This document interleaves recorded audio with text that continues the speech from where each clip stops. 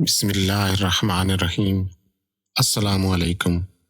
اللہ تعالیٰ کی اپنے بندوں کے لیے نعمتوں اور انعامات کا شمار ممکن نہیں، لیکن اللہ کی ان نعمتوں میں رمضان المبارک کو ایک منفرد حیثیت حاصل ہے۔ حضور اکرم صلی اللہ علیہ وسلم کو اس مہینے کا انتظار رہتا تھا اور اس کا شوق سے استقبال کرتے تھے۔ رمضان المبارک کا پہلا عشرہ یعنی عشرہ رحمت اختتام پذیر ہو چکا اور دوسرا عشرہ یعنی عشرہ مغفرت کا آغاز ہو چکا ہے۔ رمضان المبارک اللہ تعالیٰ کی رحمت و بخشش اور مغفرت کا مہینہ ہے۔ وہ لوگ خوش قسمت ہیں جنہوں نے اس مبارک و مقدس مہینے میں روزہ اور عبادت کے ذریعے اللہ تعالیٰ کو راضی کیا۔ یہ وہ مبارک مہینہ ہے کہ جس میں اللہ تعالیٰ نفل کا ثواب فرض کے برابر اور فرض کا ثواب 70 گنا بڑھا دیتا ہے۔ روزہ ایسی عبادت ہے کہ نبی کریم صلی اللہ علیہ وسلم کے ارشاد کے مطابق زندگی کے تمام مراحل میں کارآمد ثابت ہوتا ہے۔ رمضان کا پہلا عشرہ رحمت کا ہے جو زندگی کے خصوصاً پہلے مرحلے میں اشد ضروری ہے۔ دوسرا عشرہ مغفرت کا ہے جو زندگی کے دوسرے مرحلے کے لیے کارآمد ہے کہ اس کی وجہ سے قبر میں راحت ملے گی، اور تیسرا عشرہ جہنم سے آزادی کا ہے جو زندگی کے تیسرے مرحلے میں کارآمد ہے۔ ماہ رمضان مغفرت کا وہ عظیم الشان مہینہ ہے کہ جو شخص اس کو پانے کے بعد بھی مغفرت سے محروم رہ گیا وہ انتہائی بدقسمت ہے۔ حضرت ابو ہریرہ رضی اللہ تعالیٰ عنہ سے روایت ہے کہ حضرت صلی اللہ علیہ وسلم نے ارشاد فرمایا کہ 3 آدمیوں کی دعا رد نہیں ہوتی، ایک روزہ دار کی افطار کے وقت، دوسرے عادل بادشاہ کی، اور تیسرے مظلوم کی۔ بہت سی قومیں ایسی ہیں کہ اللہ تعالیٰ نے ان کے توبہ و استغفار کرنے کی وجہ سے ان پر سے عذاب ٹال دیا۔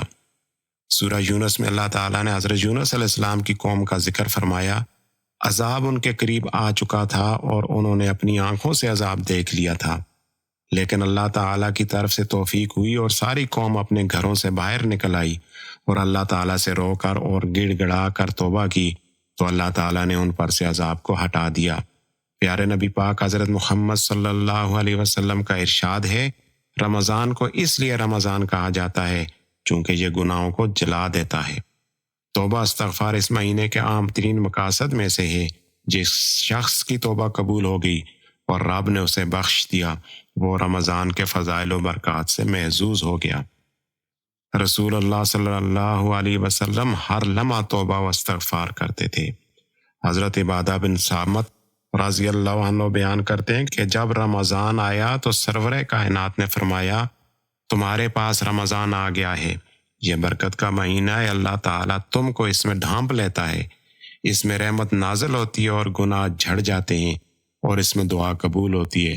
اللہ تعالیٰ اس مہینے میں تمہاری رغبت کو دیکھتا ہے، سو تم اللہ کو اس مہینے میں نیک کام کر کے دکھاؤ، کیونکہ وہ شخص بدبخت ہے جو اس مہینے میں اللہ کی رحمت سے محروم رہا۔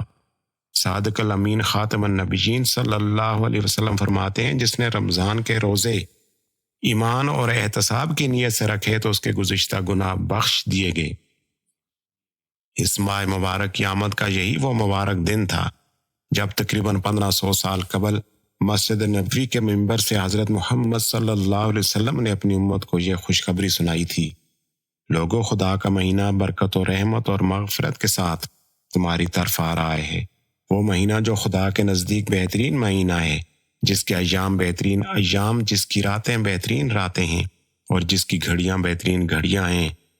تم اس مہینہ میں تمہاری سانسیں ذکر خدا میں پڑھی جانے والی تسبیح کا ثواب رکھتی ہیں، تمہاری نیندیں عبادت، اعمال مقبول اور دعائیں مستجاب ہیں۔ اپنے پروردگار کے سامنے سچی نیتوں اور پاکیزہ دلوں کے ساتھ روزہ رکھنے اور قرآن کریم کی تلاوت کرنے کی توفیق کی دعا کرنی چاہیے۔ وہ شخص بڑا بدقسمت ہے جو اس عظیم مہینے میں خدا کی ان برکات سے بہرمند نہ ہو سکے۔ روزہ اللہ تعالیٰ کی بارگاہ میں روزہ دار کے لیے شفاعت و سفارش کرے گا۔ حضرت عبداللہ بن عمر روایت کرتے ہیں کہ حضور سید عالم صلی اللہ علیہ وسلم نے ارشاد فرمایا، روزے اور قرآن دونوں بندے کے لیے شفاعت کریں گے۔ روزے عرض کریں گے، اے پروردگار، میں نے اس بندے کو کھانے پینے اور نفس کی خواہش پورا کرنے سے روکے رکھا تھا، آج میری سفارش اس کے حق میں قبول فرما۔ اور قرآن کہے گا کہ میں نے اس بندے کو رات کو سونے اور آرام کرنے سے روکے رکھا تھا، آج اس کے حق میں میری سفارش قبول فرما۔ چنانچہ روزہ اور قرآن دونوں کی سفارش بندے کے حق میں قبول فرمائی جائے گی۔ بے شک اللہ تعالیٰ نے اپنے بندوں کو بخشنے کے لیے دین میں بہت سی آسانیاں فرمائی ہیں۔ ایسی ایک نعمت ماہ رمضان کی صورت میں مسلمانوں کو عطا ہوئی، جس میں خالق کائنات نے واضح کر دیا جو لوگ ماہ رمضان کے روزے احکام شریعت کے مطابق رکھیں اور تمام برائیوں سے بچے رہیں، ان کے واسطے دنیا اور آخرت کی بھلائی اور بڑا اجر ہے۔ اور جنہیں اللہ کی ذات انعام و اجر سے نواز دے وہی پرہیزگار اور متقی لوگ ہیں۔ اس عشرہ میں اس دعا کو کثرت سے پڑھیں، استغفر اللہ ربی من کل ذنب و اتوب الیہ۔ دعا ہے کہ اللہ تعالی ہم سب کو ماہ رمضان کی خاص رحمتوں اور برکتوں سے فیض یاب کرے، آمین یا رب العالمین۔